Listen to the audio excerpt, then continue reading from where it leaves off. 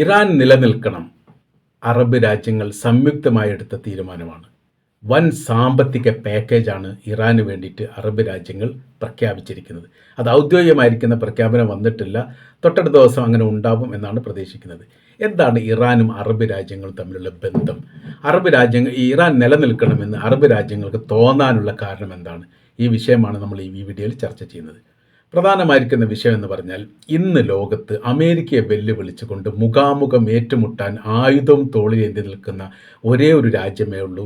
അത് റഷ്യയല്ല, ചൈനയല്ല, കൊറിയയല്ല, ഇറാൻ മാത്രമാണ്. അവർ പറയുകയും അവർ പ്രവർത്തിക്കുകയും ചെയ്തിട്ടുണ്ട് എന്ന് ഏതാനും മാസങ്ങൾക്ക് മുമ്പ് അവരെ തെളിയിക്കുകയും ചെയ്തു. ഇത് വലിയ രീതിയിലുള്ള ധൈര്യം അറേബ്യൻ രാജ്യങ്ങൾക്ക് ഉണ്ടായിട്ടുണ്ട് എന്നുള്ളതാണ്.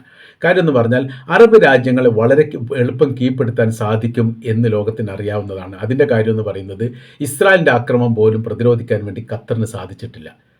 അതിനുള്ള സംവിധാനം, ഫെസിലിറ്റി ഒരുപക്ഷെ നേരിട്ട് അവർക്ക് ഉണ്ടായിരിക്കില്ല, അല്ലെങ്കിൽ അവർക്ക് അങ്ങനെ സംവിധാനം ഒരുക്കാൻ വേണ്ടി സാധിച്ചിട്ടില്ല. അതുമല്ലെങ്കിൽ അമേരിക്ക ഉണ്ടല്ലോ എന്നുള്ള ഒരു അമിത ആവേശം അവർക്കുണ്ടായിരുന്നു. അത് പരാജയപ്പെട്ടു എന്നുള്ളതാണ്. അപ്പോൾ യഥാർത്ഥത്തിൽ ഇവിടെ സംഭവിച്ചിരിക്കുന്ന കാര്യം എന്ന് പറഞ്ഞാൽ, അമേരിക്ക ഈ ഖത്തറിനെ ആക്രമിച്ചു എന്ന് നേരിട്ട് പറയാൻ വേണ്ടി സാധിക്കും. ഈ മുൻപ് പലതവണ ഇറാൻ്റെ പ്രസിഡൻ്റ് ആയിരുന്ന ഇബ്രാഹിം റൈസി ജിദ്ദ ഉച്ചകോടിയിൽ വെച്ചിട്ട് ഈ അറബ് രാജ്യങ്ങളെ സംബോധനം ചെയ്തുകൊണ്ട് പറഞ്ഞിരിക്കുന്ന പ്രധാനമായിരിക്കുന്ന കാര്യങ്ങളിലൊന്ന്, നിങ്ങളുടെ ശത്രു നിങ്ങളുടെ മടിയിൽ തന്നെയാണ്, നിങ്ങൾ ശ്രദ്ധിക്കണം, നിങ്ങൾ സൂക്ഷിക്കണം, അവർ തീർച്ചയായിട്ടും നിങ്ങൾ തിരിഞ്ഞു കൊത്തും, നിങ്ങൾക്ക് പ്രതിരോധിക്കാൻ വേണ്ടി സാധിക്കുകയില്ല. നിങ്ങൾ ചെയ്യേണ്ടത്, ആരാണോ അമേരിക്കക്കെതിരെ യുദ്ധം ചെയ്യുന്നത് അവരെ സഹായിക്കണം. അന്ന് യുദ്ധം ശക്തമായ രീതിയിൽ ചെയ്ത് ഹിസ്ബുള്ള ഗ്രൂപ്പായിരുന്നു. പിന്നീടാണ് ഹൂത്തികളുടെ കൈവശത്തിലൊക്കെ എത്തിയത്. ഗസയിലെ ഹമാസും ഹിസ്ബുള്ള ഗ്രൂപ്പുമായിരുന്നു ശക്തമായിരിക്കുന്ന പ്രത്യാക്രമണം, പ്രതിരോധം ഉണ്ടാക്കിയിരുന്നത്. അവരെ സഹായിക്കണമെന്ന് തന്നെയാണ് പറഞ്ഞത്.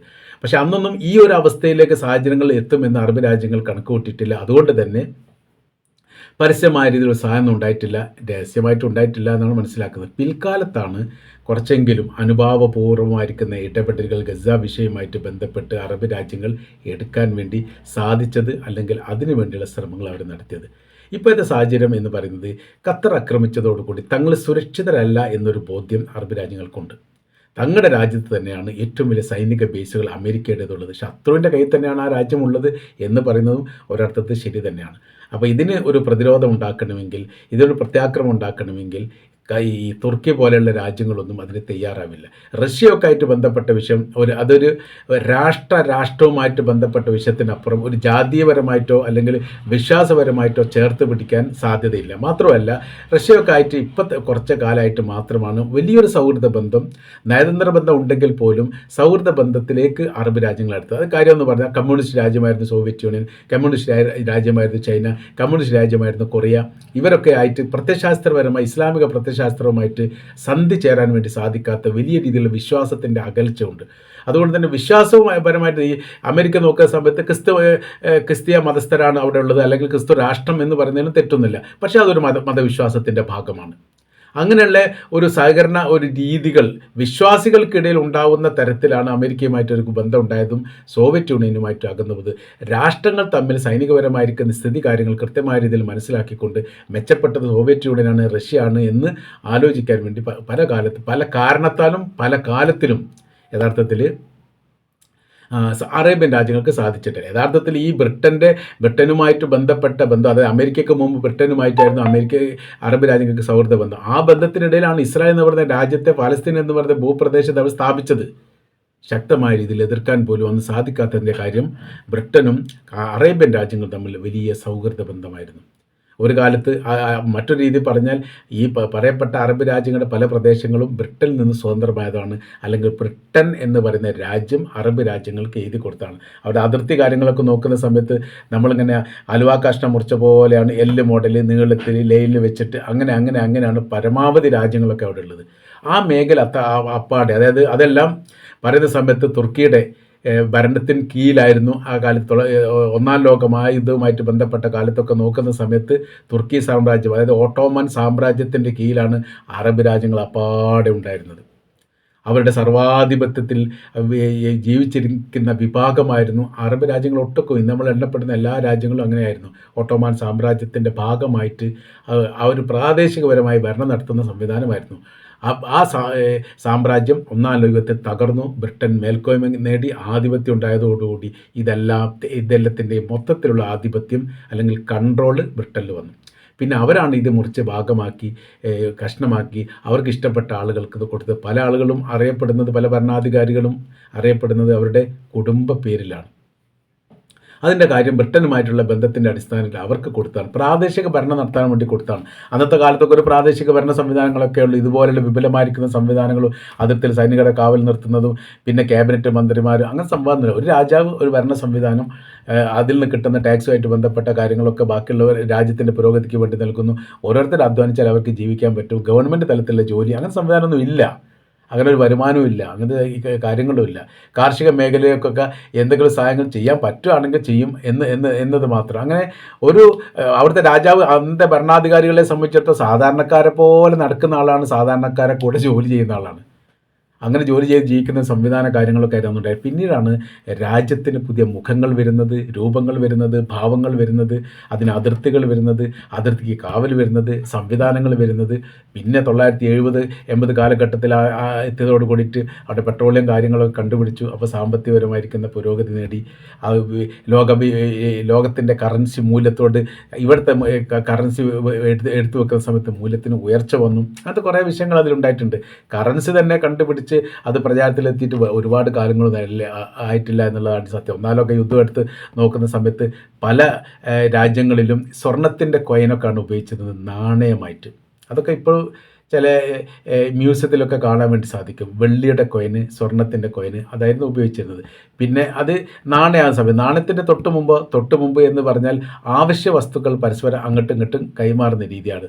പഞ്ചസാര കൈവശത്തിലുള്ളവർ അങ്ങോട്ട് കൊടുത്ത് അരി ഇങ്ങോട്ട് വാങ്ങും, കുരുമുളക് അങ്ങോട്ട് കൊടുത്തിട്ട് വായ ഇങ്ങോട്ട് വാങ്ങും. അങ്ങനത്തെ ആ രീതിയിൽ പരസ്പരം അങ്ങോട്ടും ഇങ്ങോട്ടും ഏകദേശം അതിൻ്റെ മൂല്യം കണക്കാക്കിയിട്ട് വസ്തുക്കൾ പരസ്പരം കൈമാറുന്ന രീതിയാണ് അതൊക്കെ ഉണ്ടായിരുന്നത്. പിന്നീടാണ് ഈ മാറ്റങ്ങൾ വന്നത്. നമ്മൾ പറഞ്ഞു വരുന്ന വിഷയങ്ങൾ ഈ അറേബ്യൻ മേഖലയും അറേബ്യൻ രാജ്യങ്ങളും അങ്ങനെ വ്യത്യസ്തമായിരിക്കുന്ന കാലഘട്ടത്തിലും സാഹചര്യത്തിലും അനുസരിച്ചുണ്ടായതാണ്. അപ്പോൾ അത് ഉണ്ടായിട്ട് വലിയ ബന്ധങ്ങളായിരുന്നു. ആ ബന്ധത്തിനിടയിൽ പാലസ്തീൻ എന്ന് പറയുന്ന ദേശത്തിൻ്റെ മധ്യേ അവരുടെ ഭൂമിയിൽ ഒരു ഇസ്രായേൽ എന്ന് പറയുന്ന രാജ്യം സ്ഥാപിക്കുന്ന സമയത്ത് എതിർക്കാൻ സാധിക്കാതെ പോയി എന്നുള്ളത് ഒരു യാഥാർത്ഥ്യമാണ്. ഇപ്പോൾ സൈനികമായ രീതി അപ്പോൾ അതിനനുസരിച്ചുള്ള വളർച്ചയുണ്ടായി. ഈ രാജ്യത്തിൻ്റെ മണ്ണിനെ സ്വതന്ത്രമാക്കാൻ, മണ്ണിൽ സാമ്പത്തികപരമായിരിക്കുന്ന വളക്കൂറുള്ള, അതായത് പെട്രോളിയം പോലെയുള്ള സംവിധാനങ്ങൾ ഉണ്ട് എന്ന് കണ്ടുപിടിക്കപ്പെട്ടതും ബ്രിട്ടീഷുകാർ തന്നെയാണ്. പിന്നീട് അറബികൾക്ക് അത് എന്താവാൻ പറ്റില്ല, അത് ഉപയോഗിക്കാൻ വേണ്ടി പറ്റില്ല. ഉപയോഗിക്കാനുള്ള സംവിധാനങ്ങൾ കണ്ടുപിടിച്ചതും അത് കൊണ്ടുവന്നതും അത് ഉപയോഗിച്ചതും അത് പെട്രോളിലാക്കിയതും ഒക്കെ അവർ തന്നെയാണ്, നമുക്ക് അറിയാവുന്ന കാര്യമാണ്. മുമ്പ് കാലത്ത്, അതായത് 70-60 കാലത്ത്, 1960-1970 ആ കാലഘട്ടത്തിൽ, ഏകദേശം 80 കാലഘട്ടം വരെ എന്ന് വേണമെങ്കിൽ പറയാൻ പറ്റും, ഹജ്ജിന് പോകുന്ന ആളുകൾ, അതായത് ഇവിടുന്ന് ഇന്ത്യയിൽ നിന്നൊക്കെ ഹജ്ജിന് ഗൾഫിലേക്ക് ഈ സൗദി അറേബ്യയിലേക്ക് പോകുന്ന ആളുകൾ ഇവിടുന്ന് പോകുന്ന ഹജ്ജാജിമാരിൽ നിന്ന് ലഭിക്കുന്ന പണം കൊണ്ട് ജീവിക്കുന്ന ഇഷ്ടംപോലെ സൗദികൾ ഉണ്ടായിരുന്നു. ഹജ്ജ് അവരുടെ സീസണായിരുന്നു.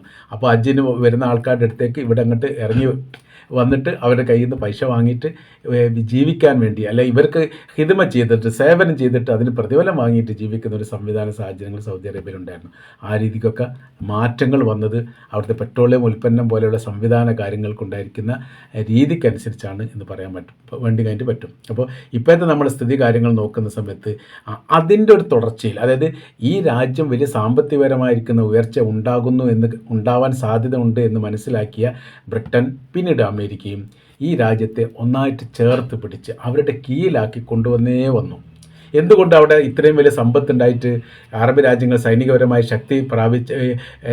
ശക്തി ഉണ്ടാകുന്നില്ല എന്ന ചോദ്യത്തിന് ഒറ്റവാക്കിൽ ഉത്തരം പറയാൻ വേണ്ടി സാധിക്കുകയില്ല. അത് പതിറ്റാണ്ടുകൾക്ക് മുമ്പേ അവരുടെ ബുദ്ധിപരമായ നീക്കത്തിൻ്റെ ഭാഗമായിട്ടും ഈ രാജ്യത്ത് ഇത്രയും വലിയ സാമ്പത്തിക മുന്നേറ്റമുള്ള ഉറവിടമുള്ള മേഖലയാണ് എന്ന് മനസ്സിലാക്കിയത് കൊണ്ട് ഇവിടെ സൈനികപരമായ രീതിയിൽ ബലമുണ്ടായിക്കഴിഞ്ഞാൽ ഒരിക്കലും മുന്നേറാൻ സാധിക്കുകയില്ല.